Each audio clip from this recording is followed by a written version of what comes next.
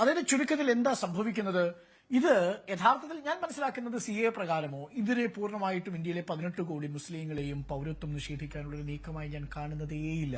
കാര്യം അങ്ങനെ ഈ രാജ്യത്ത് ഒരു സർക്കാരിനും ചെയ്യാൻ കഴിയില്ല. കാരണം അങ്ങനെ ചെയ്താൽ അന്ന് ഇന്ത്യ എന്ന് പറയുന്ന ആശയമില്ലാതാവും. അങ്ങനെ ചെയ്യില്ല എന്ന് പറയുമ്പോൾ നോക്കൂ, ഒരു രാജ്യത്തെ ഒരു വലിയ വിഭാഗം ന്യൂനപക്ഷത്തെ നിങ്ങൾ തുടർച്ചയായി ഭീതിയിൽ നിർത്തുക എന്നുള്ളതാണ്, നിങ്ങൾ തുടർച്ചയായി അടിമപ്പെടുത്തുക എന്നുള്ളതാണ്. നിതീഷ് കുമാറും ഉണ്ണി ബാലകൃഷ്ണനും സ്മൃതി പരുത്തിക്കാടുമെല്ലാം അല്ല, നമ്മളെല്ലാം തടങ്കലിലാവണ്ടേ, നമ്മളെല്ലാം തുറുങ്കലിലാവണ്ടേ? നമ്മൾ ജീവനോടിരിക്കുമ്പോൾ ഈ രാജ്യത്ത് അങ്ങനെ ഏതെങ്കിലും ഒരു മുസ്ലിം പൗരന് പൗരത്വം നിഷേധിക്കപ്പെടുന്നത് നമ്മളെ പോലുള്ള ഇന്ത്യയിലെ 37% ഒഴിച്ചു നിർത്തുന്ന 63% ഹിന്ദുക്കൾ അംഗീകരിക്കുമെന്നുള്ള MV നികേഷ് കുമാറിനും ഉണ്ണി ബാലകൃഷ്ണൻ തോന്നുന്നുണ്ടോ? ബഞ്ച് ഓഫ് തോട്ട്സിൽ എഴുതി വെച്ച കാര്യമാണ് ഞാൻ ഈ പറയുന്നത്.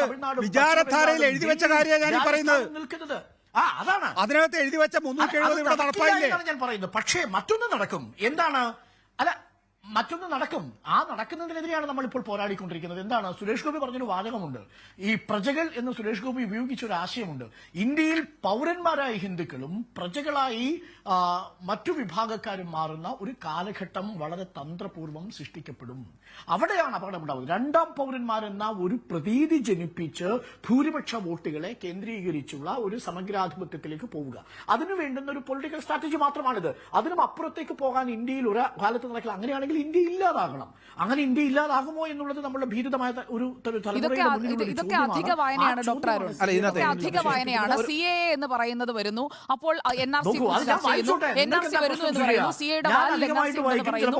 അങ്ങനെ ഭയചകിതരാക്കിയ ഒരു ജനതയെ മാറ്റുന്ന ഒരു സമീപനത്തോട് എനിക്ക് യോജിപ്പില്ല.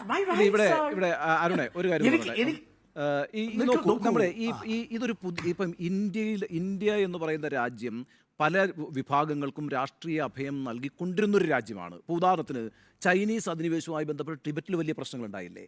ദലൈലാമയ്ക്ക് അഭയം കൊടുത്തതാരാ? ഇന്ത്യയല്ലേ? ധർമ്മശാലയിലല്ലേ അവരുടെ പ്രധാനപ്പെട്ട സ്ഥാപനങ്ങളെല്ലാം പ്രവർത്തിച്ചുകൊണ്ടിരിക്കുന്നത്? ഇന്നോ ഇന്നലെയോ ആണോ തുടങ്ങിയൊരു പ്രശ്നമാണോ അത്? ചൈനയുമായിട്ടാണ് ഇന്ത്യ കൊമ്പ് കോർത്തത് ആ വിഷയത്തിൽ. ദലൈലാമയ്ക്ക് അഭയം കൊടുത്തു. ആ വിഭാഗങ്ങൾ ധർമ്മശാല എന്ന് പറഞ്ഞ സ്ഥലത്ത് ഇപ്പോഴും സുഖകരമായി താമസിച്ചുകൊണ്ടിരിക്കുന്നു. ഇന്ത്യയുടെ വാതിൽ തുറന്നിട്ടുണ്ട്. എൻ്റെ അനുഭവം പറയാം. ജോർജ് ഫെർണാണ്ടസ് ആയിരുന്നില്ലേ ഇന്ത്യയുടെ ഡിഫൻസ് മിനിസ്റ്റർ? ആ ജോർജ് ഫെർണാണ്ടസ് ഇന്ത്യയുടെ ഡിഫൻസ് മിനിസ്റ്റർ മാത്രമല്ല, NDAയുടെ കൺവീനറുമായിരുന്നു. ഞാൻ ആ കാലത്ത് ഡൽഹിയിലുണ്ട്. അന്ന് ജോർജ് ഫെർണാണ്ടസിൻ്റെ കൃഷ്ണമേനോൻ മാർഗിലെ വീട്ടിൽ ആരായിരുന്നു അഭയാർത്ഥികളായിട്ട് താമസിച്ചിരുന്നതെന്ന് അറിയാവും? പ്രതിരോധ മന്ത്രിയാണ്. താമസിച്ചിരുന്ന ആരാണെന്നറിയാവും? ബർമ്മക്കാരാ. എന്താണ്? അവിടുത്തെ മിലിറ്ററി റൂളിനെതിരായിട്ട് ഡെമോക്രസിക്ക് വേണ്ടി ഫൈറ്റ് ചെയ്യുന്ന ബർമീസ് ആയിട്ടുള്ള ആക്ടിവിസ്റ്റുകൾക്ക് ഇന്ത്യൻ പ്രതിരോധ മന്ത്രിയുടെ വീട്ടിൽ അത് വലിയ വിഷയമായി, ഇൻ്റർനാഷണൽ വിഷയമായി. അതായത് മ്യാൻമാറുമായി ഒരു നല്ല കോഡിയൽ റിലേഷൻഷിപ്പ് ഇന്ത്യ വച്ചു പുലർത്തുമ്പോൾ തന്നെ അവിടെ ഡെമോക്രസിക്ക് വേണ്ടി ഫൈറ്റ് ചെയ്യുന്ന ബർമീസിലെ ആളുകൾക്ക് കൃഷ്ണമേനോൻ മാർഗിലെ ജോർജ് ഫെർണാണ്ടസിൻ്റെ വീട്ടിൽ അഭയം കൊടുത്തു.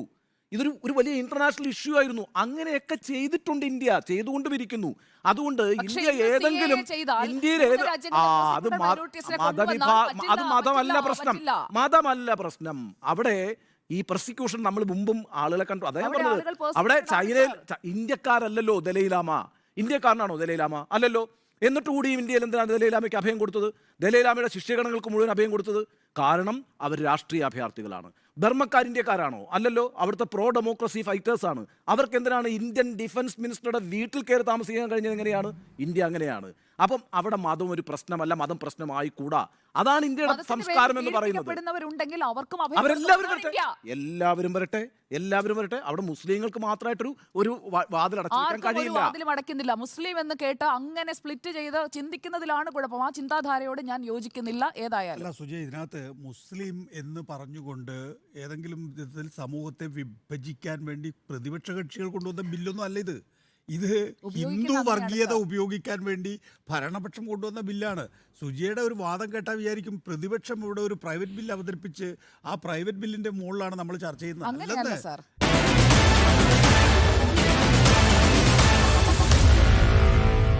Meet the editors.